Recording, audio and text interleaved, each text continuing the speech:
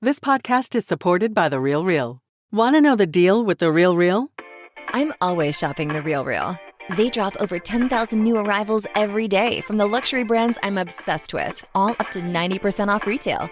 Gucci, Prada, Louis Vuitton, Hermes, Dior, Cartier, Tiffany.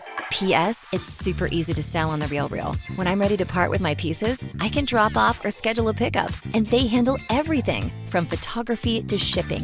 Everything. All I have to do is get paid and start shopping for my next favorite piece.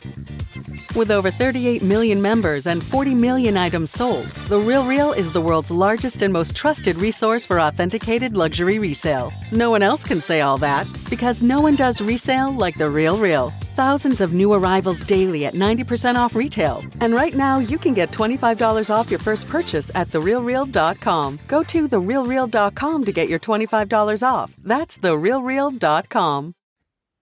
Hello, I'm going to talk a bit about weight loss injections because it's something it's been popping up a lot, and it's been flagging around in various articles and journals.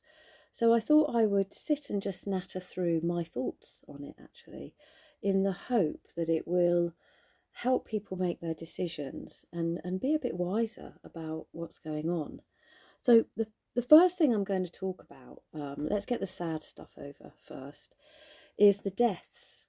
So initially there were reports, I think it sort of came more into the public consciousness, where there was a nurse who died. It was 2024, and it hit the press that she'd been using the weight loss injections, Monjaro, I think it was, Monjaro, and she died from pancreatitis, multiple, organ failure, and sepsis, and really, really tragic death. Now, the pancreatitis is associated with diabetes and gallbladder problems. So, from my point of view, if you're taking a drug that's affecting how your body is digesting and processing food, also the hormonal messages, there's going to be an effect on your physiology. So the organs on that food journey are going to be triggered or overstimulated. Something is going to happen. There are consequences to anything that we inject into our body, okay? Whether it's vitamin B12, pain relief, all the various medications, there is a consequence. That's why it's happening. Now, the figures have gone up. So before Christmas, it was 10 weight loss related deaths in the UK. Now it's gone up to 18 that are specifically linked to Monjaro. That's worrying. That's a big leap. And then there are, I think the numbers were 29 associated with other weight loss injections. So that's a lot of people, actually. So I think that's worth bearing in mind when you're weighing it up, when you're asking yourself pros and cons. The pros, okay, what are the pros of weight loss? I look great, I feel fit, I'm going to be able to move about more, I get into my bikini, there's all of those things that we aspire to. It could be that you're going to go ahead with a surgery, and the weight loss is a fundamental part of that decision. Playing with the grandchildren, running around, arthritis, joints feel better. There's many, many reasons. And I think for a lot of women particularly, they've had that journey with all of those diet regimes where they've had these weird things, eat a load of cabbage, all these weird, I don't know, face the sun at, there's some bizarre stuff out there, and the internet is full of it. It's an exploding point with ideas and strange exercise regimes. But the truth of it is, movement and eating the right food so you don't go into a metabolic wobble is kind of what you're trying to avoid. Now, picking up on that, actually, metabolic wobble, as I call it, that's a term that I've designed myself. So another question that we need to be asking is, what happens when you stop the injections? So let's say an individual is spending £140 a pop for 6 months and they achieve their weight loss goal. What happens then? So they stop the injections. They might bring the dosage down for a month perhaps, but they will stop. So that's a huge investment, isn't it? So I'm asking, were they eating healthily during that process, or were they just eating less because that's what the injection does, but eating unhealthily? That's something to really consider. And also, when they stop, what happens to our metabolic self? Well, it just does a little leap of faith. It gets dead excited, and then every calorie that you eat, your body is going to grab it and just slap it back on your hips, rub it on your thighs. You're going to get bigger again. You will put the same weight back on, and more than likely, the statistics are showing anything up to 20% more. So the weight gain goes back. So then we're back on that treadmill again, that awful place of, oh my God, I'm bursting out my buttons again. It's really important that that's considered. Now, there's a likelihood that people will then return back to the injections. That's yo-yo dieting. It's no different. You're still having the same effect on yourself as if you were yo-yo dieting. It's just very, very expensive. Whereas if you make some moderate changes to your diet that's suitable to you as an individual, then you're more likely to get results. Why am I saying that? Because the results speak for themselves.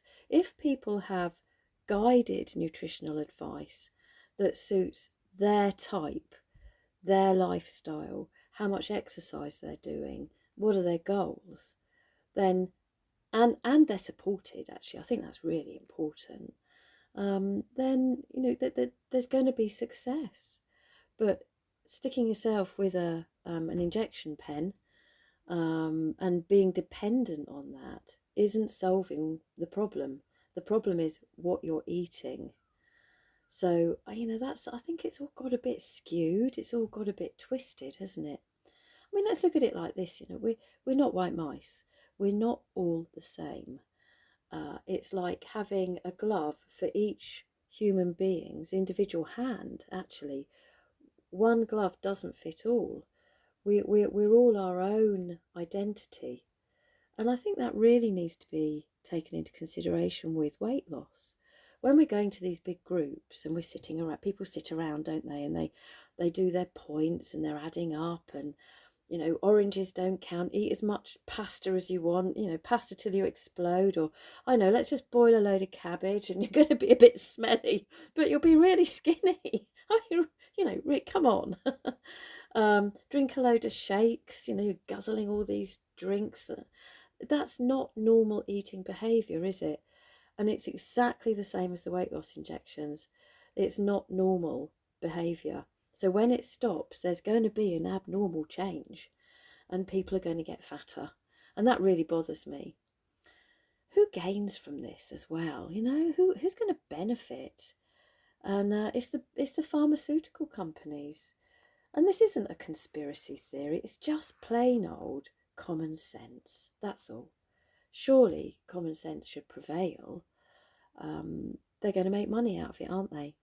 So some of the weight loss drugs in particular were designed for diabetes, and there was a phase when a period of time when diabetics couldn't get their medication because there was a glut of people purchasing it for weight loss. So as soon as that medication is relicensed, it's away, isn't it? And the big pharma have increased their sales. Also, interestingly, oh my gosh, the side effects are terrible. I mean, some people have got, explosive diarrhea. They're rushing to the toilet. They're actually messing themselves, not sleeping, no appetite, vomiting after eating, pounding headaches, mood swings, depression. So there's a lot there. There's a lot going on. So I really think it should be buyer beware, be careful. This is your body that you're dabbling with. It's a precious thing, isn't it? It's something that I often say to my patients, why is it that you just want the flowers? It's like someone's birthday. It's like, oh, I forgot their birthday. You're rushing into the florists, going, oh, that bouquet will do. Can you add a couple of roses? grabbing these flowers and then dashing out, rather than saying, I'm going to plant my garden.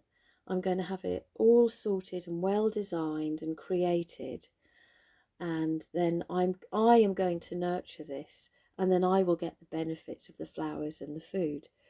That seems to have been lost somewhere, and I really hope that we can somehow get the population back on board with that mentality.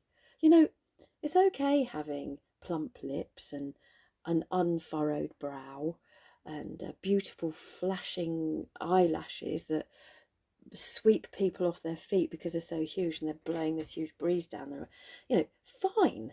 But what about what's going on inside? So, just take heed, be careful, make some sensible choices.